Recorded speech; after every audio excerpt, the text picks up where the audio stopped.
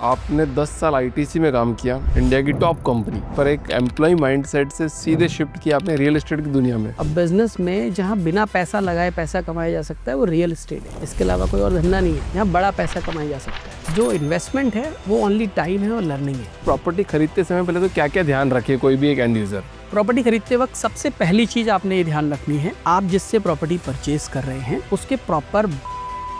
मान लो कोई बिल्डर है, अब वो बिल्डिंग बना रहा है और मान लो वो बीच में गायब हो गया, अब आपका लोन वोन चल रहा है, अब वो मिल ही नहीं रहा, बात ही नहीं हो रही, या फिर जेल में या फिर कुछ है, तो उस केस में एक एंड यूजर को क्या करना चाहिए? आपको लीगल सर्विस चाहिए, अकेले अकेले लड़ोगे तो बहुत लड़ाई होगी, तो आप हाई कोर्ट भी नहीं जा सकते। पता है आपको, आप अगर इंडिविजुअल कोर्ट केस करोगे तो आपको लोकल में जाना है, पर अगर आप जैसे ही मोर देन 5 पीपल बनते हो तो आप हाई कोर्ट जा सकते हो। आप कभी डेवलपर से उसकी जमीन, उसने जो जहाँ पे प्रोजेक्ट बना रहा है उसकी डिटेल ली?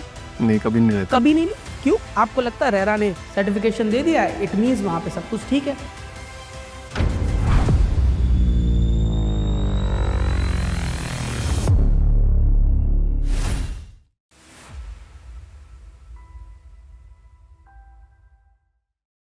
आकाश जी, बहुत बहुत स्वागत है आपका द फाउंडर्स ड्रीम के अंदर।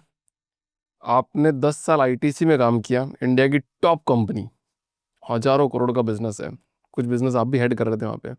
नॉर्थ इंडिया देख रहा नॉर्थ इंडिया देख रहे थे, मतलब इस अपने आप में बड़ी बात है, पर एक एम्प्लॉय माइंडसेट से सीधे शिफ्ट किया आपने रियल एस्टेट की दुनिया में। कैसे? कैसे? 2020 का टाइम था। मैंने जॉब तो 2017 में ही छोड़ दी थी। उसके बाद स्टॉक मार्केट किया 3 साल। अच्छे सिविल्स थे, अच्छे क्रेडिट कार्ड्स थे, तो मार्केट किया, काम किया। पर 2020 में रियलाइज हुआ कि बिजनेस करना है। अब बिजनेस में जहाँ बिना पैसा लगाए पैसा कमाया जा सकता है वो रियल एस्टेट है। इसके अलावा कोई और धंधा नहीं है। यहाँ बड़ा पैसा कमाया जा सकता है क्योंकि यहाँ पर अर्निंग्स काफ़ी बड़ी हैं। बिकॉज आप टिकट साइज जो सेल कर रहे हो, ये अब गुड़गांव की बात करो तो 2 करोड़ की उस समय पे टिकट साइज चलती थी। आज वो 4.5-5 करोड़, इवन 11-12 करोड़ तक चली गई है। उसके अंदर नई बुकिंग्स के अंदर ऑलमोस्ट 4 to 5% कमीशन रहते हैं। करेक्ट। So huge profits. यहाँ पर आपका जो इन्वेस्टमेंट है वो ओनली टाइम है और लर्निंग है, बस वो है।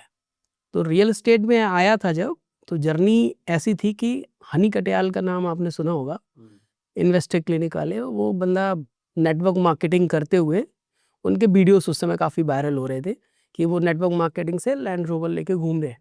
तो उनकी जर्नी थोड़ी सी अंडरस्टैंड की तो पता लगा भाई वो रियल एस्टेट ही बेच रहे थे। तो मुझे लगा यार ये बंदा कर सकता है तो हम भी कर सकते हैं, लेट्स सी। तो उस समय पे मैं उनसे जाके मुलाकात हुई तो उनके मैनेजर मिले जिनके साथ हमने काम किया। तो क्योंकि मुझे बिजनेस ही करना था, 2017 में मैंने लाइन खींच दी थी लाइफ में मैरिज के बाद कि जॉब तो नहीं करनी।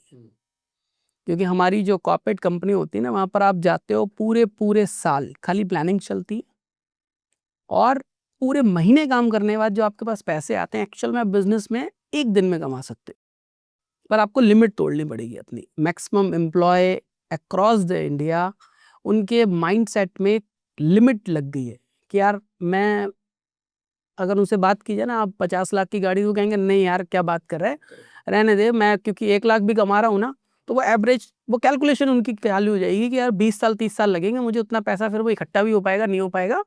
बट जॉब के अलावा बिजनेस में ये अपॉर्चुनिटी है, you can make big amounts अगर आप राइट प्रोफेशन में हैं।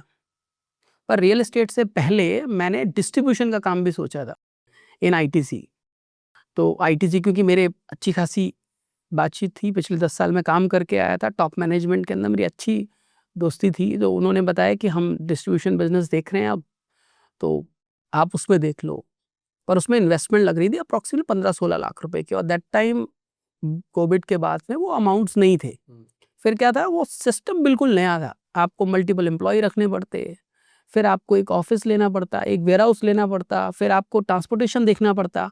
मार्जिन 3 से 4% थे, and that margin is because आप 10-15-20 लाख का माल बेचोगे रोटेशन में, और 10-15-20 लाख के माल के लिए आपको 50 लाख रुपए का माल रखना पड़ेगा, उससे पहले होगा नहीं, प्लस मार्केट भी नहीं थी। तो वो सारे सिनेरियो को देखते हुए मुझे लगा यार ओनली रियल एस्टेट बिजनेस ऐसा है जहाँ पर हमारे इन्वेस्टमेंट कुछ नहीं लग रही। अब मैं सेल्स में था, हार्डकोर सेल्स पिछले 10 साल से, और उससे पहले भी मैंने कई सारी सेल्स की हैं, नेटवर्क मार्केटिंग भी की है, तो मुझे माल तो बेचना आता था। मुझे लगा रियल एस्टेट चलते हैं और गए, बात हुई तो एक प्रॉफिट शेयरिंग की बात हुई कि आप क्लाइंट लेके आइए, डील क्लोज होगी, वी शेयर 35% ऑफ प्रॉफिट जो आएगा। सपोज 1 रुपया आया तो 1 रुपये में 35 पैसे आपके, बाकी 65 पैसे कंपनी के। मैंने कहा ठीक है, आई स्टार्ट वर्किंग, क्योंकि मैं ITC 10 साल सुबह मानेसर ऑफिस में जा रहा था 9 o'clock शार्प रोहिणी से। इसका मतलब है कि मुझे 7 बजे ऑफिस अपना घर छोड़ देना था। तो जब IC का ऑफिस में जाना स्टार्ट किया तो हम शार्प 9 o'clock पहुंचना स्टार्ट किया और 7 बजे तक स्टार्ट ट्रेनिंग्स। 6-7 महीने बीते, मेरे हाथ में पैसा कुछ नहीं आया था। और क्योंकि मैं कॉन्ट्रैक्ट बेसिस पे गया था तो मुझे कोई मंथली पे आउट सपोर्ट नहीं था। एट दैट टाइम मेरी वाइफ ने बहुत सपोर्ट किया। उन्होंने, क्योंकि वो वर्किंग थी, वही एक राइट पिलर थी मेरी लाइफ में। उनकी वजह से मैं उनसे एक फिक्स अमाउंट लेता था, वो 4,500 रुपये फॉर द फ्यूल, कि मेरी गाड़ी नहीं रुकनी चाहिए। I start driving. मैं दिल्ली में, क्योंकि मेरा मैक्सिमम कनेक्शन दिल्ली में था, ऑल द टॉप आप कह सकते हो रिटेल के शोरूम्स जो गुड़गांव या दिल्ली के हैं, मेजर दिल्ली में हैं, उन सबसे मेरे बहुत अच्छे बॉन्डिंग थी, बिकॉज हमने 10 साल तक ITC को रिप्रेजेंट किया था, उनको काफ़ी माल बेचा था, तो अच्छे रिलेशनशिप थे। तो मैंने स्कूटी स्टार्ट की और जाना चालू किया। चौथे महीने में ब्रेक थ्रू मिला था, पर क्योंकि रियल एस्टेट के धंधे में पैसा इमीडिएट नहीं आता, right, it will take minimum 120 days to 160 days पैसा कन्वर्ट होने में। बिकॉज आज आपको मैंने कोई प्रॉपर्टी बेची, बेचने से पहले प्रिपरेशन लगती है, क्योंकि प्रॉपर्टी के बारे में समझना होता है, 3-4 मीटिंग्स होती है, तब जाके आप कोई एक डिसीजन ले पाते हो कि यार मुझे कोई चीज़ खरीदनी है। खरीदने के बाद आप 10%, 7%, 8% की पेमेंट करते हो, बुकिंग अमाउंट। फिर डेवलपर आपको 60 दिन का या 90 दिन का टाइम देता है। जब आप वो थ्रेशोल्ड कंप्लीट करते हो, उसके बाद में जाके हम बिलिंग लगा सकते हैं। It will take 45 days time, और उसमें भी बीच में लोन में अगर कोई दिक्कत आ गई तो it will all delay.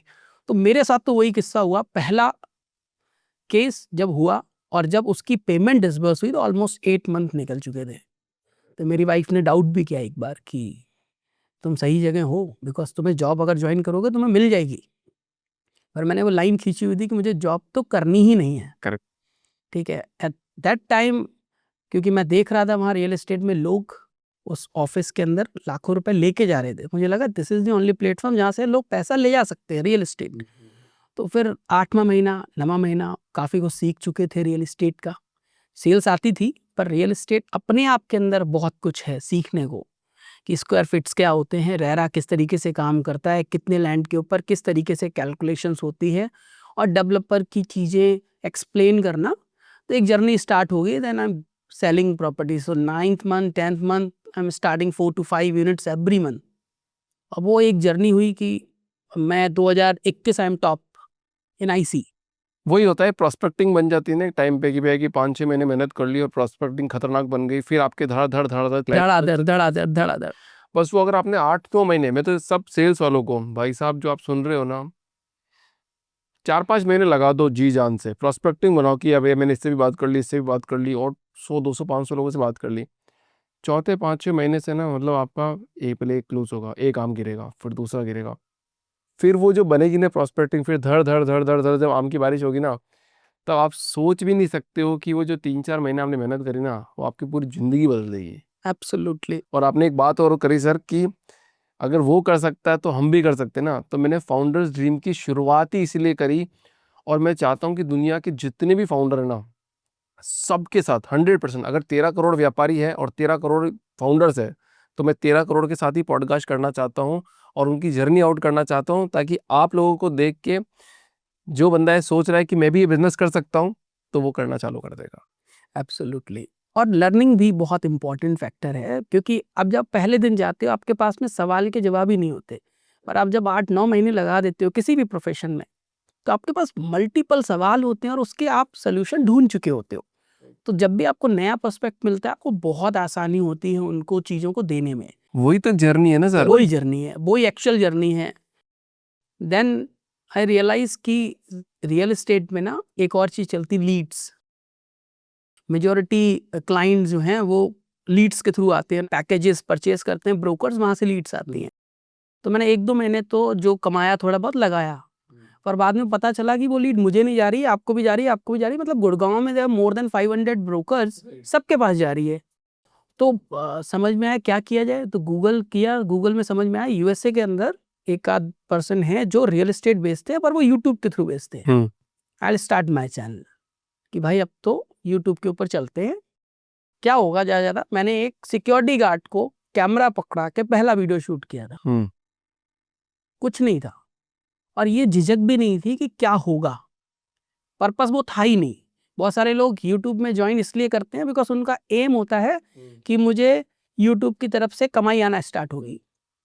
But मैंने सबसे पहला मोबाइल, एक अच्छा मोबाइल वीवो का Vivo 80+ Pro खरीदा जिसका कैमरा बहुत अच्छा था, 8K तक रिकॉर्ड होता था। साइट पे जाना, खड़ा किया, कपड़े पहने और बात करना स्टार्ट कर दी। पहला वीडियो डाला, दूसरा वीडियो डाला, तीसरा वीडियो डाला, रिस्पॉन्स आना स्टार्ट हो गया। जब दिमाग समझ में आया कि यार यूट्यूब से ना रियल लोग रियल एस्टेट में जो भी परचेस करने जाता है ना, वो एक बार रिव्यू जरूर लेना चाहता है। तो मैंने स्टार्ट की जर्नी स्टार्ट हुई खुद से, एडिटिंग मोबाइल से करना स्टार्ट की। बिकॉज शुरुआत में कोई नहीं होता आपके साथ, आपको खुद ही सीखना पड़ता है। कई बार आप चलते हो फिर रुक जाते हो, फिर चलते हो फिर रुक जाते हो, और धीरे धीरे जब आप जिद्दी हो जाते हो तो शायद आपको लोग मिलते चले जाते हैं। वो जर्नी स्टार्ट हुई, 1 साल अच्छा चला, फिर रुक गए। फिर देखा कि मार्केट में लोग वीडियोस बना किस तरीके से रहे। हर कोई प्रॉपर्टी बेचने का वीडियो बना रहा है। देन मेरा ब्रदर यूएसए में है जो मेटा में वर्किंग है, तो मैंने सर्च किया कि यूएसए में लोग कैसे प्रॉपर्टीज बेचते हैं, तो वो ड्रोन शूट्स दिखाया उन्होंने। देन मेरे दिमाग में आया ड्रोन लेके आते, इंडिया में ड्रोन इतना है भी नहीं।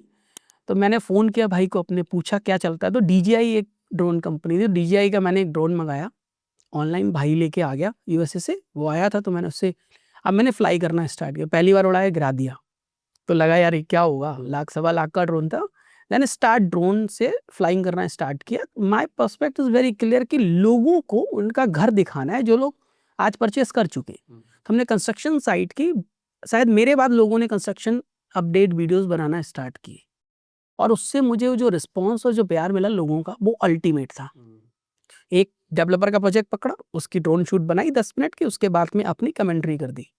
1 वीडियो, 2 वीडियो, 3 वीडियो, 4 वीडियो बनाते बनाते मैंने लाइन लगा दी, और रिस्पॉन्स बहुत बढ़िया आया। मतलब मुझे पीछे मुड़ के नहीं देखना पड़ा कि मुझे रियल एस्टेट बेचना भी है। मैं इनडायरेक्ट मार्केटिंग में हमेशा बिलीव करता हूँ, बिकॉज आप पहले वैल्यू दो, फिर बाद में क्लाइंट आपके साथ जुड़ता है, और उसके बाद फिर वो जुड़ा रहता है। फिर उसको ना आप फ़ोन करके नहीं बोलते सर प्रॉपर्टी खरीद लो, वो कहता है गुप्ता जी प्लीज़ मेरी मदद कर दो। और मैंने अपने हर वीडियो के अंदर एक लाइन डाली थी, helpline number, because my intent is always कि लोगों की मदद करनी है। बहुत रिस्पॉन्स अच्छा मिला। 2 साल काम करने के बाद में उस कंपनी के साथ में थोड़ा बहुत मेरा फंड्स का इशू होने लगा। आई स्टार्ट किया, अब अपना करते हैं। अपना छोड़ा, फिर अपना स्टार्ट किया।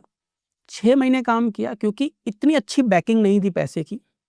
देन फिर एक पर्सन और मिले इसी इंडस्ट्री के, अच्छी कंपनी थी, उनका नाम बहुत अच्छा था गुड़गांव में, तो वो मुझे ले गए कि आप चलो मेरे साथ कर लो, आप परसेंटेज आएगा बांट लेंगे, we can work together, same percentage वाला सिस्टम। उनके साथ 1 साल काम किया, बहुत अच्छा काम किया, अच्छा पैसा वहाँ से बनाया। बट मीनवाइल मैंने ऑलमोस्ट लास्ट ईयर 2024 जनवरी में चीज़ डिसाइड कर ली थी कि मुझे सोसाइटी की हेल्प करनी है। बिकॉज जब मैं हेल्पलाइन नंबर लिखता था और लोगों के जब फ़ोन आते थे, तो फ़ोन इसलिए नहीं आते थे, वो मदद के लिए ज़्यादा आते थे कि सर मेरे साथ ये हो गया है, सर इसमें प्रॉब्लम सॉल्व कर दो। तो मुझे रियलाइज़ हुआ कि एक्चुअल में मार्केट में प्रॉब्लम क्या है। तो कई सारे डेवलपर उस समय पे, अब M3M की किस्सा था कि वो जेल में चले गए थे पंकज जी, तो मैं काफ़ी क्लोजली एसोसिएट था फॉर द बिल मेकिंग। उनके प्रोजेक्ट बेच रहे थे हम काफ़ी क्लोजली, और काफ़ी अच्छा माल बेचा था। तो हमने उसकी कंस्ट्रक्शन को मैं दिखाता था, और मेरा हमेशा मानना है देखने पे काम आप यकीन करें, सुनने पे यकीन ना करें, किसी कान के कच्चे ना बने। तो मैं उस समय पे M3M के कंस्ट्रक्शन अपडेट की वीडियोस बनाता था, और मैं देखता था कि साइट्स के ऊपर काम चल रहा है, लोग उस वीडियोस के थ्रू साफ साफ दिखाई दे रहा है कि भाई लेबर है, अगर मालिक जेल में भी है पर काम चल रहा है, तो आपको परेशान नहीं होना चाहिए। तो मैंने बोलना स्टार्ट किया, लोगों का आया कि भाई और कोई तो बोल नहीं रहा, हर कोई तो निगेटिव बात कर रहा था, और फाइनली पंकज जी बाहर आ गए, तो उसका और प्लस पॉइंट हुआ। और फिर उस दौरान हमने जो भी डिस्कशन किया, जो मेरी सेंस ऑफ नॉलेज बोलती थी रियल एस्टेट को लेके, लोगों का काफ़ी फ़ायदा हुआ, और लोगों ने खूब माल मुझसे खरीदा भी कि यार इस बंदे के कहने पे चलते हैं, बंदा सही गाइड कर रहा है। उस सिचुएशन के बाद में I start my own company. हमने फिर प्रोडक्ट ओरिएंटेड कंपनी बनाई, जो मेरी कंपनी है houseypoint.com। उसका मकसद क्या था कि आप सेलर हैं, आपकी प्रॉपर्टी नहीं बिक रही क्योंकि आपको किसी ने कुछ भी कह के बेचा हुआ है, क्योंकि एंट्री आसान है। रियल एस्टेट एक एसेट क्लास, आपकी एंट्री इतनी आसान हो जाती है बिकॉज आपको डिस्काउंट चाहिए होता है और इन ह्यूमन नेचर है, उसको लालच चाहिए कि भाई आप मुझे 3% का डिस्काउंट दे दोगे, 4% आप उससे खरीद लोगे, ना कि एक ऐसा बंदा जो आपको राइट प्रोडक्ट गाइड कर पाए।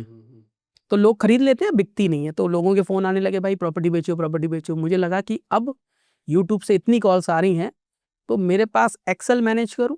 देन आई रियलाइज कि नहीं यार, हमें कुछ एक सिस्टम बनाना चाहिए, प्लेटफॉर्म बनाना चाहिए। जब 10 15 20 लाख लोगों की प्रॉपर्टीज होंगी तो उसी में से बायर भी होंगे, बिकॉज रियल एस्टेट एक ऐसा प्रोडक्ट है जो खरीदता है ना, जिसके पास 3 यूनिट है वही चौथी भी खरीदता है। हर बंदा नहीं खरीदता रियल एस्टेट। तो मुझे लगा वो जो सेलर है ना, वही मेरे पास एसेट है। I start my company, name is housypoint.com। housypoint.com का पहला जो लक्ष्य था कि हम जिंदगी में कभी भी किसी का डाटा नहीं बेचेंगे, नेवर एवर। ठीक है, अब पैसा कैसे कमाएंगे? अब क्योंकि बनिया हूं तो पहले ही सोच लिया कि सेलर से पैसा भी नहीं लेंगे, क्योंकि सेलर फिर कहीं और चला जाएगा। लोग क्या करते हैं, बायर से पैसा नहीं लेते, सेलर से पैसा लेते हैं। हमने कहा हम सेलर से ही पैसा नहीं लेंगे, बिकॉज इंडिया में सेलर बहुत है, बायर लिमिटेड है। अब बायर को कॉस्ट इफेक्टिव कैसे पड़ेगा अगर हम सेलर से पैसा नहीं लेंगे? बिकॉज पूरी मार्केट में कोई भी ब्रोकर कम्युनिटी जो है वो सेलर से भी लेती है और बायर से भी लेती है। और आपके पास अगर कोई प्रॉपर्टी है, आपने इस प्रॉपर्टी की कॉस्ट डिसाइड कर ली कि ये मैं 3 करोड़ की दूंगा, तो एक ब्रोकर भी है, तो आप 3 करोड़ 1 लाख या 3 करोड़ 3 लाख रुपए ही इसकी प्राइस रखोगे, आप 3 में नहीं दे दोगे, क्योंकि आप पहले ही कैलकुलेट करके बैठे हो। ये एक ह्यूमन नेचर है। मैंने क्या डिसाइड किया, भाई सर कोई बात नहीं, आप मुझे मत दो 1 रुपया। आप प्रॉपर्टी कितने की हो गई? आप कहते हो मैं 3 में दे दूंगा, क्योंकि मेरे पहले 3 लग रहे थे। अब बायर को फायदा हुआ कि नहीं? क्योंकि 1% प्रॉपर्टी सस्ती मिली, प्लस हमने लीगली जितने राइट, आपको पता है रियल एस्टेट में ट्रांजैक्शंस कैसे होती है? एटीएस के थ्रू, एग्रीमेंट टू सेल, जबकि वो वैलिड नहीं है। जीपीए के थ्रू, वो वैलिड नहीं है। बहुत सारे फॉल्स कमिटमेंट होते हैं। कैसे? आपने एक प्रॉपर्टी बेची, हमने एक प्रॉपर्टी बेची, आप दोनों ने आपस में एग्रीमेंट करा, कल की डेट के अंदर अगर आपने उस एटीएस को या एग्रीमेंट को रजिस्ट्रार के पास जाके रजिस्टर्ड नहीं, नोटराइज नहीं कराया, पैसे नहीं दिए गवर्नमेंट के पास में, जब तक उसकी वैलिडिटी नहीं है। गवर्नमेंट को पैसे देना जरूरी है। 110%। हम कोई भी ट्रांजेक्शन करते हैं तो बायर और सेलर पहली चीज तो आमने सामने बैठता ही बैठता है, बिना टेबल के डील नहीं होती। मेरे एक्सपीरियंस में तो मैंने देख लिया था। तब डाटा बेच रहे हैं, आपका पैकेज बेच रहे हैं, आपकी इन्फॉर्मेशन आ गई, बायर को चाहिए 10,000 का पैकेज ले लो, 2,000 का पैकेज ले लो, 3,000 का पैकेज ले लो। आप पूरे दिन बिजी रहते हैं सर, आपके पास 5-6 पॉडकास्ट हैं दिन के, आपने एक प्रॉपर्टी बेचनी है, आप पूरे दिन परेशान हो जाओगे। कॉल से इतनी आएंगे, बहुत फोन आएंगे, सारे ब्रोकर्स फोन कर जाएंगे। आप क्या हो उस कंडीशन में? द मीनवाइल आपने हमारी वेबसाइट पे डाला। हम पहले से तो कॉल ही नहीं करते। कॉल जब करते हैं जब एक्चुअल में आपकी यूनिट के अगेंस्ट में कोई चीज आती है। दूसरा, हम आपका ना तो नाम बताते हैं, ना नंबर बताते हैं, ना ईमेल आईडी देते हैं, और ना ही यूनिट नंबर रिलीज करते हैं। हमारी वेबसाइट पर या ऐप के ऊपर, ऐप आने वाला है बहुत जल्दी, तो हमारी वेबसाइट पर खाली ये होता है कि प्रोजेक्ट नंबर गोदरेज 101, उसके अंदर 11th फ्लोर के ब्लॉक के अंदर एक यूनिट अवेलेबल है, साउथ का उसका एग्जिट है, ईस्ट का एग्जिट है, और नेगोशिएबल है price. If anybody is interested कि मैंने प्रोजेक्ट सेलेक्ट कर लिया, टॉवर सेलेक्ट कर लिया, फ्लोर मुझे जमता है, प्राइस मुझे जमता है, वो मुझे क्लिक करेगा, फिर हमारा एक रिप्रेजेंटेटिव उससे बात करेगा, इमीडिएट उस बायर से मिलेगा, उसकी फाइनेंशियल अंडरस्टैंडिंग लेगा कि वो लोन लेगा, कैसे लेगा, किस तरीके से वर्किंग करेगा। देन मैं आपको एक कॉल करूंगा, हाय सर, आपकी यूनिट के लिए एक क्वेरी आई थी, क्या आप बात कर सकते हैं? आप अगर बिजी होगे तो मैं टेक्स्ट छोड़ दूंगा, फिर मैं सामने वाले को बोलूंगा जब मेरे पास में कम्युनिकेशन हो जाएगा मैं आपको अपडेट करूंगा। बात हो गई, आपने मुझे कॉल बैक कर लिया, एक बार किया तो आप मुझसे नाराज नहीं होगे, क्योंकि मैं आपके लिए मदद कर रहा हूं, मैं आपसे पैसा भी नहीं ले रहा सर उस डील का, I am not charging single penny. तो मैंने आपको बुलाया, आपको सर्विस दे दी, आमने सामने मीटिंग करा दी, नेगोशिएशन ऑन टेबल हो गया, पेपर वर्किंग हमने कर ली, जो भी लीगल पेपर वर्किंग करनी थी, जहां पे हमने बायर को भी सिक्योर कर लिया, सेलर को भी सिक्योर कर लिया। किस तरीके से? हमने आप दोनों के एग्रीमेंट नोटराइज करवाए। अब जो कंडीशन उसमें मेंशन है, अगर आप पीछे हटोगे तो आप वो प्रॉपर्टी किसी और को नहीं बेच सकते, या तो आपको 10 का 20 देना पड़ेगा, या जो बायर है उसने पीछे हट गया तो उससे 10% उसका आप ले लोगे। इस कंडीशन में 1% मैं आपसे चार्ज करूंगा, क्योंकि आपके पास 10 का 20 आ गया और ये डील नहीं हुई। अगर डील नहीं हुई तो पैसे लोगे आप? सर आपको तो 10% एक्स्ट्रा मिल गए ना। आपकी 3 करोड़ की प्रॉपर्टी 30 लाख रुपए का एक टोकन हुआ, 30 लाख आपके पॉकेट में आ गया सर। उसके बदले में तो मैं ले सकता हूँ आपसे 50% ब्रोकरेज तो ले सकता हूँ सर, कि 1.5 लाख रुपए मुझे भी दे दो। अब डील नहीं हो पाई, फाइनली 2 महीने हमारी मेहनत तो लगी, अब डील हो जाती तो मैं बायर से चार्ज करता।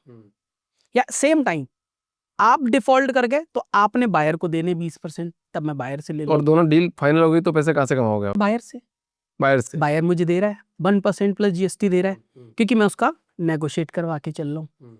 तो सिक्योर कर दिया, बायर भी सिक्योर हो गया, सेलर भी सिक्योर हो गया।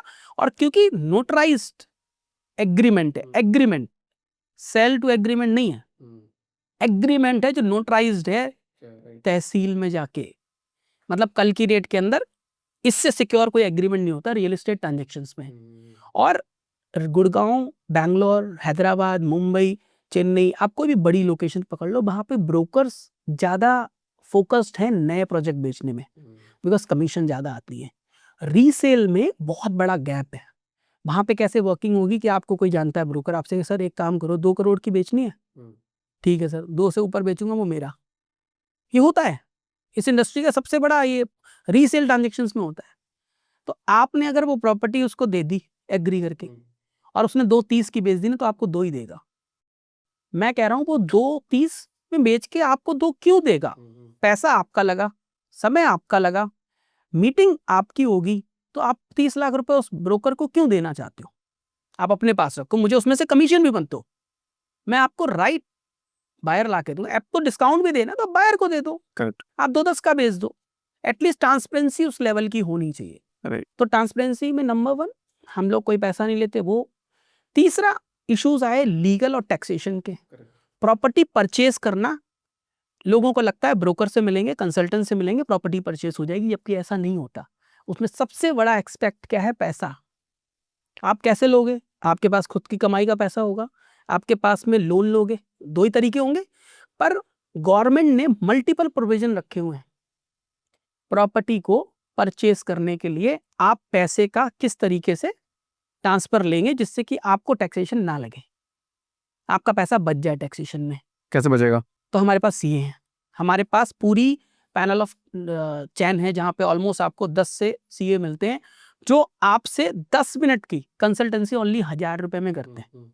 ये हमने सीए वाला पार्ट रखा हुआ है कि आप प्रॉपर्टी परचेज करना चाह रहे हो या बेचने जा रहे हो, क्योंकि कई ऐसे रूल्स हैं। मेरे पास एक क्लाइंट है, ये जो प्रोडक्ट बनाया उसके पीछे रीजन भी क्या था। एक क्लाइंट मिले जिन्होंने 2020 में प्रॉपर्टी परचेज करी, और लॉन्ग टर्म कैपिटल गेन के लिए आपको एटलीस्ट 2 साल रखना होता है। तो उन्होंने 2 साल 2 महीने बाद प्रॉपर्टी बेच दी 5 करोड़ की, 3 की खरीद के 5 की बेची, 2 करोड़ का प्रॉफिट आया। अब उनको नॉलेज नहीं थी, पढ़े लिखे ज्यादा थे, नॉलेज नहीं थी सीए की, उनको अपने फील्ड की नॉलेज थी। उन्होंने क्या करा, रिटर्न फाइल कर दी ये एजम्पशन में कि मैं तो इस पैसे का अगर अगला इन्वेस्टमेंट करूंगा, क्योंकि 3 साल तक का टाइम होता है, पर उसके लिए पहली कंडीशन होती है या तो आप अपना रिटर्न फाइल करने से पहले वो कोई प्रॉपर्टी में इन्वेस्ट कर दो पैसा, या फिर आप उस पैसे को long term capital gain account के अंदर रख दो। उन्होंने वो आईटीआर फाइल कर दी और हमसे मुलाकात हुई। मैंने बोला सर ये प्रॉपर्टी दिला रहे हैं, प्रॉपर्टी फाइनलाइज हो गई। जब पैसे की बात आई तो उनको वो बेनिफिट ही ना मिले वहां से, तब उन्होंने सीए से कंसल्ट करा। फिर मैंने उनको अपने सीए का नंबर दिया, क्योंकि मेरी जब ऑफिस, तो हमने भी अपना एक सीए रखे हुए हैं, तो उनसे बहुत सीनियर सीए, उनके साथ लास्ट पॉडकास्ट भी किया था हमने, तो उसमें बहुत कुछ हमने डिटेल में लोगों को ब्रीफ किया है। तो उनसे जब कंसल्ट किया, उन्होंने बोला सर ये इशू है। तो मुझे लगा कि इसके लिए हमें मार्केट में आना चाहिए, लोगों को अवेयर करना चाहिए। अब कोई इतनी बड़ी फीस देने को तैयार नहीं था, हम स्टार्ट की भाई 999 प्लस जीएसटी पे आप 10 मिनट की कंसल्टेंसी ले सकते हो। यू नोट, आप प्रॉपर्टी परचेज करने से पहले और प्रॉपर्टी बेचने से पहले लीगल एक्सपेक्ट समझ लो गवर्नमेंट ऑफ इंडिया के, जिससे कि आप अपने लाखों रुपए बचा पाओ। तो एक सर्विस ये करी। दूसरी, आपने सुना होगा बहुत सारे डेवलपर डिफॉल्ट कर जाते हैं। अब उसमें हजारों लोग हैं। अब हजारों लोग एक दूसरे से ना तो मिल पाते हैं, और जब उन लीगल कंसल्टेंसी की बात आती है तो वो कैसे करें। तो हमने लीगल कंसल्टेंसी भी अपने सिस्टम में डाली। हमारे पास में हाई कोर्ट के वकील हैं, जिनसे हम सर्विस लेते हैं अपनी, क्योंकि हम लीगल फर्म है, हमें हर तरीके की सर्विस लेनी पड़ती है। कंपनी चला रहे हैं, आप भी कंपनी चला, माइट भी आपने भी ली होगी, तो मैंने उसका भी सिस्टम निकाला कि आप प्रॉपर्टी खरीदने से पहले, प्रॉपर्टी बेचने से पहले एक बार लीगल कंसल्ट भी करो। आपको पता है डेवलपर के पास अगर आप प्रॉपर्टी परचेज करने जाते हो, आप कभी डेवलपर से उसकी जमीन, उसने जो जहाँ पे प्रोजेक्ट बना रहा है उसकी डिटेल ली? नहीं, कभी नहीं लेते। कभी नहीं ली। क्यों? आपको लगता है रेरा ने सर्टिफिकेशन दे दिया है, इट मीन्स वहां पे सब कुछ ठीक है, पर वो लैंड कभी ना कभी किसी की होगी, गवर्नमेंट की होगी, किसी ना किसी किसान की होगी, कहीं की भी लैंड होगी। मल्टीपल इश्यूज निकलते हैं गुड़गांव के अंदर। तो हमने एक सर्विस स्टार्ट करी है, प्रॉपर्टी लेने से पहले हम डेवलपर ने जो लैंड परचेस करी है, डेवलपर तो आपको दिखा देगा, देखो जी मेरे पास पेपर हैं, पर वो पेपर वैलिड कैसे होंगे, उसके लिए उसकी चेन चेक करनी पड़ेगी तहसील में जाके। अब वो आप नहीं कर सकते, मैं नहीं कर सकता, उसके लिए आपको कौन चाहिए? एक प्रॉपर लॉयर जिसकी पकड़ हो, जो जाके तहसील में प्रॉपर उस लैंग्वेज को समझता हो। तो हमने वो भी सर्विस लॉन्च करी कि आप चाहे डेवलपर का माल खरीदो, चाहे कोई भी लैंड परचेस करो, कहीं पे भी कुछ ले रहे हो या बेच रहे हो, तो आप पहले उसकी चैन ऑफ प्रैक्टिस देख लो कि जो डेवलपर को भी मिली। क्योंकि रेरा के अंदर भी, if I am not wrong, कई सारे आपको एनओसीज लेने होते हैं। अब एनओसीज लेने के लिए 2 प्रोविजन दिए हैं गवर्नमेंट ने। आप उसके एवज में गारंटी के तौर के ऊपर या तो पैसा रख दें। सपोज आपने 1 करोड़ की सिक्योरिटी दे दी, सर मैं आपको वो ला के दे दूंगा 2-3 महीने में एनओसी, आप हमारा प्रोजेक्ट चालू कर दो। रेरा कहता कोई बात नहीं, 1 करोड़ रख जा। पर कल की डेट के अंदर अगर वो एनओसी नहीं ले पाया, तो आपने डेवलपर, एज ए डेवलपर आपने डेवलपर प्रोजेक्ट बनाया, बायर ने प्रॉपर्टी परचेस कर ली, आप दोनों की डील हो गई। कल की डेट में तीसरा बच्चा निकल के आ गया, जमीन वाला कहता भाई यहाँ तो कुछ हो ही नहीं सकता, अब आपके करोड़ों रुपए गए।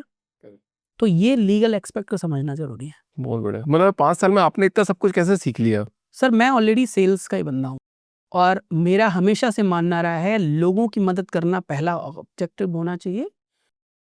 बिजनेस के अंदर प्रॉफिट कमाना एक पॉइंट है कि हर कोई बंदा पैसा कमाने ही आता है, पंडित भी पैसा कमा रहे हैं ना।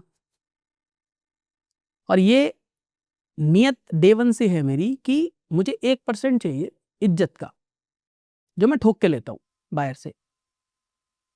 और सर भगवान की कृपा से एक अच्छा मार्जिन है। 5 करोड़ की प्रॉपर्टी बेची सर, 5 लाख रुपए। आज कौन से बिजनेस में आते हैं जहां पे आप खाली डील करा रहे हो? आप प्रैक्टिकल बताओ सर। नहीं आता। अब लोग इसमें से भी मोटा पैसा बचाना चाहते हैं। कहाँ जाना है आपने? रहना तो यही है। मैं महीने की 16-17 रीसेल की ट्रांजेक्शन कर रहा हूँ सर। बड़े बड़े ब्रोकर महीने में इतनी ट्रांजेक्शन नहीं करते, वो 2 या 3-4 ट्रांजेक्शन कर लेना बहुत बड़ी बात है। बिकॉज मैंने इसे गोलगप्पा बिजनेस बना दिया। थोड़ा मार्जिन रखो, ट्रांसपेरेंसी पूरी रखो, लोगों को सहूलियत दो, लोग अपने आप आएंगे। लोग अपने फ्रेंड सर्कल में बताते हैं जाके, तब सर सीखने कब आए फिर आपसे? अब जब मर्जी आए सर। मैं तो सीखने के ऐसा है सर कि कहीं पे भी आप सीख सकते हो। हाँ, नहीं आप ही से सीखेंगे अब तो, मैं श्योर हूँ अब। सर कहीं कुछ करना ही नहीं है, आपने बस एक चीज याद रखनी है, हाँ, आपने लोगों की मदद करनी है। मदद करनी है बेस्ट पॉसिबल वे में आप कर रहे हो। आप फाउंडर्स की मदद कर रहे हो बेसिकली। करेक्ट। आपका इंटेंट, जो फीस है वो तो एक्चुअल में सेटअप की फीस है यार। आज हम नॉर्मल जगह में पॉडकास्ट करने आते हैं, मैं वहां देता हूँ भाई 25,000 रुपए कॉस्ट, तो उनका सेटअप यूज करता हूँ। पर एक्चुअल में आप उनको एक स्पॉट पे पहुंचा रहे हो, वो इंपॉर्टेंट है। उनकी बात रखने की कोशिश करा रहा हूँ, बस मैंने वही बोला ना कि आप कर सकते हो तो उसमें सब कर सकते हो, तो मैं तो मदद ही कर रहा हर हूँ। बंदा कर सकता है। और मैं आपको बता दूं, अगर मैं अपनी वेबसाइट के बारे में बताऊं या ऐप के बारे में बताऊं, ये हिंदुस्तान की पहली ऐसी रियल एस्टेट की ऐप होगी जिसने 100 करोड़ हिंदुस्तानियों के लिए सोचा है। 140 करोड़ है, पर मैं कह रहा हूं 100 करोड़ मोबाइल यूजर है। आज सबसे बड़ा देश में मुद्दा क्या है? बेरोजगारी। राहुल गांधी इसी बात को तो बोलता है हर बार कि मोदी जी बेरोजगारी है, युवाओं को जॉब नहीं मिल रही। हर एक इंसान पैसा कमा सकता है, उसे किसी के ऊपर डिपेंड होने की जरूरत नहीं है, स्किल होने की जरूरत है। रियल एस्टेट में आप रेफर करके पैसा कमा सकते हो। आप सोच के देखो सर, आपकी प्रॉपर्टी है, आपको बेचने के लिए मुझे तो कुछ देना ही नहीं। अब आपका दोस्त कहता है कि यार एक काम करो, आप ना हाउसी पॉइंट पे जाके अपनी प्रॉपर्टी बेच दो, और वो आपको एक लिंक भेजता है मेरी ऐप का, मेरी वेबसाइट का। आप जाके वहां पर प्रॉपर्टी रजिस्टर्ड कर देते हो। आपकी प्रॉपर्टी सेल हो जाती है, पर जिस दिन आपकी प्रॉपर्टी सेल होगी ना, मैंने आपसे कुछ नहीं लिया, पर मैं वो 5,000 रुपए उस सेल जो हम अर्निंग कमाएंगे, मैं उस आपके फ्रेंड को दे रहा हूँ, जैसे रेफरल। दूसरा, अगर आपके दोस्त ने आपको भेजी और आपने कोई नई प्रॉपर्टी मुझसे परचेज करी, तो वहां पे अर्निंग्स हमारे पास ज्यादा है। करेक्ट। अगर आपको हमने डील दिला दी और आपके दोस्त ने उस डील के अंदर हमने पैसा बचाया, सपोज 10 लाख रुपए, तो उसका 20% योर फ्रेंड गेट। 2 लाख रुपए होते हैं सर 10 लाख का। 2 लाख रुपए खाली रेफर करने से आप कमा सकते हो। मतलब सारे एजेंट करोड़पति है, मतलब सब एजेंटों से बात करनी पड़ेगी। सर एजेंट करोड़पति है कि नहीं है, बट क्या आप करोड़पति बन सकते हो घर बैठे हुए? क्या आप सोचो, मैंने ये जो सोचा है ना, इसके पीछे थॉट क्या था। हर जिस सोसाइटी में रहता हूँ ना, central park is top notch society in Gurgaon, सोना के अंदर आती है। तो मैंने देखा बहुत सारे यंग एज के लोग, मेरी एज के लोग, उनकी वाइफ बेबी हो गया, वो घर पर है, पर वो एक अच्छी खासी कंपनी में वर्किंग थी, बहुत अच्छी पढ़ी लिखी, अच्छा कम्युनिकेशन, और एक उनका एक सर्कल है। जस्ट थिंक अबाउट, अगर मैं उस सर्कल में उस लेडी को बोलता हूँ आप घर पर रह रहे हैं, आपके पास में या तो ऑप्शन है कि आप कुर्तियां बेच लो 500-500 रुपए की, यहाँ बेचना 5 पड़ेगा, करोड़ का एक फ्लैट बेच लो, या आप खाली रेफर कर दो, आपको बेचना भी नहीं है, हमारी टीम है। आपने एक क्वेरी रेफर करा, आपकी तरफ से कोई क्वेरी आई, तो हमारी टीम उसको मैनेज कर रही है। मैं आपको बैठे बैठे कमीशन दे रहा हूं, बैठे बैठे। तीसरी चीज सर, हमने एक ऐसा प्रोडक्ट लॉन्च किया है हिंदुस्तान में, आज से पहले ये नहीं था, होम इंस्पेक्शंस। आपने पीडीआई सुना होगा कारों के बारे में, और ये आइडिया मुझे आया भी वहीं से। I am planning for my new car. तो 50 लाख की गाड़ी लेने के लिए आप एक बार सोचते जरूर है यार, क्योंकि इतने वीडियोस चल रहे हैं मार्केट में, आज यूट्यूब में भी देखता हूँ भाई, अगर कोई चीज़ प्लान करनी है तो 10 गाड़ियों के वीडियोस देख लिए। तो एक वीडियो ऐसा आ गया कि सर इस बंदे ने गाड़ी की पीडीआई कराई और बच गए इसके पैसे, क्योंकि टायर चेंज था, दूसरे ईयर का टायर इसमें लगा रखा था, इंजन में कोई लीकेज या धुआं आ गया। तो मुझे लगा यार ये तो इशू है। बात करी उस बंदे से, कह रहा सर 10,000 रुपये लगेंगे, मैं आ जाऊँगा, आप गाड़ी बुक कराओ, मैं आ जाऊँगा, बुकिंग से पहले मैं पीडीआई कर दूंगा, अगर कमी होगी तो वो बंदा दूसरी कार देगा। तो मुझे लगा यार मेरे पास तो घरों के लिए बहुत क्वेश्चंस आते हैं। और अभी रिसेंटली हुआ भी कि कारपेट एरिया दिया उन्होंने 824 स्क्वायर फीट, और अनफॉर्चुनेटली मेरे एक फॉलोअर हैं, पुलिस वाले हैं, तो उन्होंने मुझसे बहुत रिक्वेस्ट करी कि आप चले जाओ मेरे बेटे के साथ में अपार्टमेंट मेजर करने, बिकॉज आपके घर में मैं नहीं जा सकता, आई एम नॉट ऑथराइज किसी के भी घर में। तो वो मेरे पीछे पड़ गया, और वो क्या अच्छे पुलिस वाले हैं, तो अच्छी एक हर जगह बैकिंग चाहिए होती है, तो उनके खाली रिगार्ड में उनके बेटे के साथ चला गया। तो मैंने वीडियो भी बना के डाला हुआ है जिसमें 45 टाइल खराब निकले हैं, यूट्यूब के ऊपर है, ऑलमोस्ट 9-10 हज़ार व्यूज हैं, बट 45 टाइल खराब है सर 780 स्क्वायर फीट के अपार्टमेंट में, और एरिया भी कम है। देन आई क्लिक कि बॉस ये तो बहुत बड़ी गड़बड़ है और ये प्रॉब्लम है लोगों की। तो मैंने स्टार्ट करी होम इंस्पेक्शन और PDI. Within 2 days I finalize engineer, और जो बेस्ट पॉसिबल प्रैक्टिस हो सकती थी कर ली। Right now we have 4 engineers in different location, Gurgaon में 3 है, 7 इंजीनियर्स हैं, वो जाके होम इंस्पेक्शन कर रहे हैं सर, हमारी वेबसाइट पे ऑलरेडी चालू है। और मजे की बात बताऊं, हम थर्मल स्कैनिंग भी कर रहे हैं। सपोज आपका ये घर है, नया घर है, अब नया घर बनाता कौन है? बिल्डर नहीं बनाता सर, खाली सोबा को छोड़ के और कोई बिल्डर नए घर नहीं बनाता। सोबा ही एक लौती ऐसी कंपनी है अक्रॉस द वर्ल्ड जो बैकवर्ड इंटीग्रेटेड कंपनी है, मतलब खाली केबल जो स्विचेस है, केबल हैं, जो इलेक्ट्रिसिटी के पार्ट्स हैं, उसको छोड़ दो, हर एक आइटम सोबा खुद बनाता है। वर्ल्ड की इकलौती कंपनी है, आप हार्वर्ड के अंदर उसकी स्टडी पढ़ाई जाती है। तो उसके अंदर उनके घरों में इंस्पेक्शन में कोई इशू नहीं निकलता। तो जब प्रोडक्ट फिनिश होके आता है ना, दिखने में तो सुंदर दिखता है, पर अंदर बहुत मेजर इश्यूज निकलते हैं, क्योंकि 20 लोगों की जरूरत थी, 12-15 लोगों से वो काम चला रहा था। तो उसकी सुकून आपको कैसे मिलेगा? आपने अपने सर घर खरीदना ना, मैं इस बिजनेस में आया ना, और बिजनेस में मैंने जब पैसा कमाया, तो मुझे एक चीज सेंस ऑफ, आप कह सकते हो रिस्पॉन्सिबिलिटी, ये है कि जब मैं घर बेचता हूँ ना, तो मैं अपने आप को बहुत ऊपर रखता हूँ, क्योंकि मैं कहता हूँ जिंदगी में सबसे बड़ी चीज शादी के बाद घर खरीदना है। बहुत बड़ा डिसीजन है। तो ये प्रॉपर्टी में इमोशनल टच ज़्यादा है। जब आप प्रॉपर्टी दिलाते हैं, तो मैं उसी रिस्पॉन्सिबिलिटी से बात कर रहा हूँ। तो लोगों को जब घर मिलता है ना, पोजीशन मिलती है, और उसके बाद में जब उनको इश्यूज आते हैं ना कि यार वो सीलन आ रही है, आपका टाइल चटका रह गया। जैसे आप फर्नीचर मूव करोगे ना, तो टाइल अगर होलो होगा तो चटक जाएगा। अब एक टाइल अगर खराब हुआ सर, तो रिप्लेस में दूसरा टाइल सेम मिलेगा नहीं, क्योंकि डेवलपर क्या करता है, क्वांटिटी उठाता है क्वांटम में। तो हो सकता है वो अपने लिए कुछ अलग ही चीज बनवा रहा हो, उसने तो 500 घरों के लिए बनवानी है, तो वो रिटेल में तो खरीदेगा नहीं ना, रिटेल में आपको वो पीस मिलेगा। एक टाइल टूटा, आपको या तो सारे टाइल चेंज कराने हैं, या आपका करेक्ट।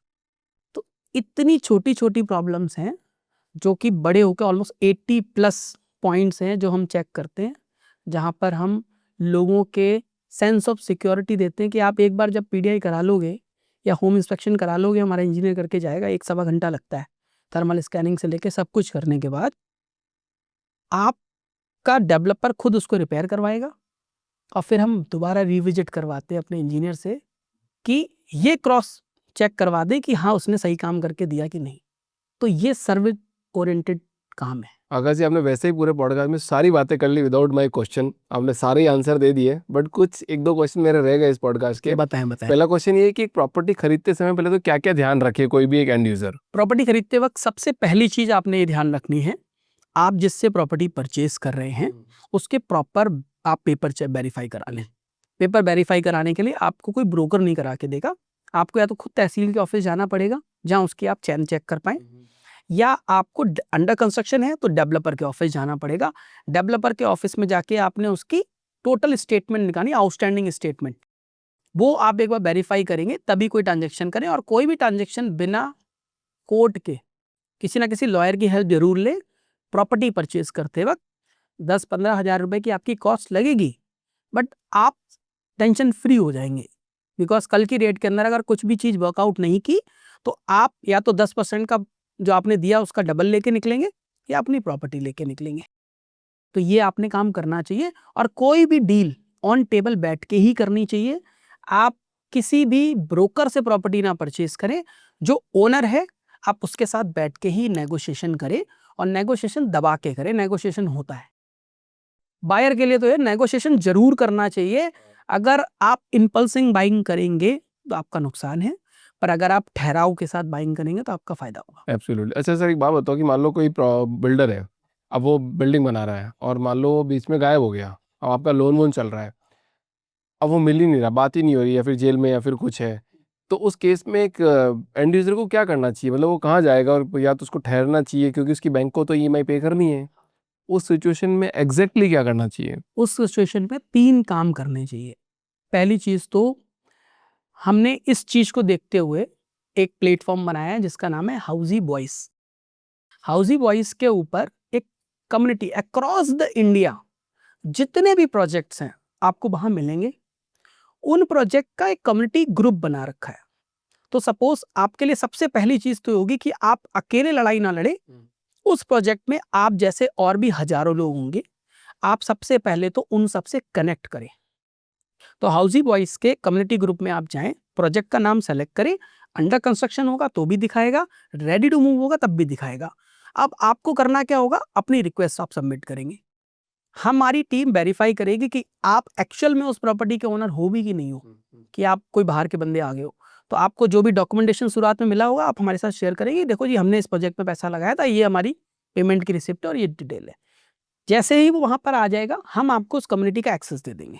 तो आप जैसे और हजारों लोग इकट्ठे होंगे। अब बात आती है कि अगला स्टेप क्या करना है, तो हमारे पास लीगल सर्विसेज ऑलरेडी हैं। आपको लीगल सर्विस चाहिए, अकेले अकेले लड़ोगे तो बहुत लड़ाई होगी, कि आप हाई कोर्ट भी नहीं जा सकते, पता है आपको। आप अगर इंडिविजुअल कोर्ट केस करोगे तो आपको लोकल में जाना है, पर अगर आप जैसे ही मोर देन 5 पीपल बनते हो तो आप हाई कोर्ट जा सकते हो। प्लस अब इतने सारे लोग हैं, सारे वर्किंग हैं, हर कोई तो कोर्ट नहीं जाने से रहा, तो आपकी एक संस्था बनती है। उस संस्था के अंदर आप कोई ना कोई अपॉइंट करते हो पर्सन, वो आपके बिहाफ के ऊपर कोर्ट में अगर कोई आवाज आती है तो आप जाना पड़ता है। प्लस आपको लॉयर की सपोर्ट मिली जाती है हमारी तरफ से, तो आप लॉयर अपॉइंट करके वो आपका केस लड़ता रहता है। सो आकाश जी, इस पॉडकास्ट का एक आखिरी सवाल आपसे, आखिरी सवाल ये है कि अंडर कंस्ट्रक्शन प्रॉपर्टी बाय करनी चाहिए कि ready to move property buy करनी चाहिए? देखो, प्रॉपर्टी तो पहले चीज़ बाय करनी ही करनी चाहिए। बहुत सारे लोग कहते हैं कि स्टॉक मार्केट में ज़्यादा पैसा बनता है, बिटकॉइन में ज़्यादा पैसा बनता है या गोल्ड में ज़्यादा पैसा बनता है। गोल्ड है जो लिक्विडेट हो जाता है आसानी से, रियल एस्टेट लिक्विडेट उस आसानी से नहीं होता। बाकी तीनों एसेट क्लास लिक्विडेट जल्दी हो जाते हैं, पर अगर गलत पड़ गए तो आपका 40-50% पैसा चला जाता है। पर रियल एस्टेट ओनली एसेट है जहाँ पे आपको लोन भी मिलता है, ठीक है, और कई सारे इनकम टैक्स के अंदर प्रोविजन भी हैं जहाँ पर आपको जो इंटरेस्ट पे कर रहे हो उसका बेनिफिट भी मिलता है। करेक्ट। और रियल एस्टेट अगर 10-20% नीचे गिर भी जाता है तो आपको पता नहीं लगता, और जब पता नहीं लगता तो आपको डर नहीं लगता। रियल एस्टेट सबसे अच्छी बात है, आप अपने रहने के लिए लेते हो, इन्वेस्टमेंट के लिए लेते हो। इन्वेस्टमेंट के लिए लेते हो तो राइट अंडरस्टैंडिंग के साथ में आप परचेज करें, किसी भी अच्छे कंसल्टेंट्स के साथ में डिस्कस करें। कोई भी प्रॉपर्टी एप्रिशिएट 2 वजह से करती है, वहाँ पर मेजॉरिटी जॉब्स होंगी तो वहाँ पर और लोग आके रहेंगे, तो डिमांड एंड सप्लाई की वजह से पैसा एप्रिशिएट करे। और अगर आपने रहने के लिए चाहिए तो आप वो देखें कि आपके बच्चे का स्कूल, आसपास में अच्छा हॉस्पिटल और आपकी जॉब से डिस्टेंस कितना है। तो ये मेजर फैक्टर्स होते हैं जो आपको दिमाग में रख के प्रॉपर्टी बाय करनी चाहिए। इसके अलावा और भी कई तरीके हैं, और भी, क्योंकि प्रॉपर्टी खाली एक एसेट क्लास है बट उसमें मल्टीपल चीज़ें हैं। कमर्शियल्स आ जाता है, प्रॉपर्टी के अंदर लैंड आ जाता है, लैंड का थॉट प्रोसेस डिफरेंट होता है इन्वेस्टमेंट करने का। इसके बाद बात करें फार्म हाउसेस आ जाते हैं, वो एक सेकंड ऑफ बाइंग हो जाती है, एक डेस्टिनेशन बाइंग आ जाती है, जैसे गोवा हो गया, अयोध्या हो गया। आपने सुना होगा उत्तराखंड के अंदर मल्टीपल रिजॉर्ट्स हैं, वो मिलते हैं आपको। तो मल्टीपल प्रोडक्ट है। तो आपने सबसे पहले अपने रहने के लिए घर लेना चाहिए, तरीका मैंने बता दिया है। उसके बाद में आपको एक सेकंड इन्वेस्टमेंट करनी चाहिए। रियल एस्टेट में आपको पैसा बहुत अच्छा बन के मिलता है, क्योंकि आप, अगर सही बताऊं सर, आपको बोलूं मैं 5 करोड़ रुपया लगा दो स्टॉक मार्केट में, नहीं लगाएंगे। आपके दिल से ऐसी आवाज आएगी डेली कि कल को मार्केट में कुछ भी हो गया, जबकि पता है स्टॉक मार्केट में ज्यादा पैसा बन सकता है, बट रियल एस्टेट में आप 10 करोड़ की चीज भी खरीद के बैठ जाओगे। डर नहीं है। डर नहीं है, एटलीस्ट अपनी दर। और 10 की चीज, क्योंकि आप 10 की खरीदोगे तो कोई हल्की लोकेशन पे तो नहीं खरीदोगे, बढ़िया लोकेशन पे खरीदो, और रियल एस्टेट ऐसे ही बढ़ता है, तो इसका बेनिफिट आपको मिलेगा। बहुत बढ़िया भाई। तो पूरी प्रॉपर्टी की आज आपने जानकारी दे दी इस पूरे पॉडकास्ट में, और एक फ्लो में दे दी कि तो जो भी कोई प्रॉपर्टी खरीदना चाह रहा होगा तो शायद एक बार ये पॉडकास्ट अगर किसी ने देख लिया, अगर सर्च किया यूट्यूब पे और पॉडकास्ट आ गया, तो शायद उसके डिसीजन मेकिंग में बहुत सारी चीज़ें चेंज हो सकती है, बाइंग पैटर्न में चेंज हो सकता है। तो आकाश जी, बहुत बहुत thank you so much for coming this podcast. Thank you so much, आपने इस प्लेटफॉर्म पे हमें आने का मौका दिया। हमारी कोशिश यही है कि हर एक इंसान की मदद, चाहे वो पैसे से हो, चाहे वो अपनी नॉलेज से हो, क्योंकि हमने जो लीगल टैक्सेशन, ये भी एक तरीके से दूसरे के इंसान की मदद ही करते हैं। आप लोग ऐसा नहीं कि खाली डोनेशन करके मदद कर सकते हो, हम जो पीडीआई कर रहे हैं उससे भी हम लोगों की मदद ही कर रहे हैं, सेंस ऑफ सिक्योरिटी में। Sir thank you so much sir. Thank you so much sir.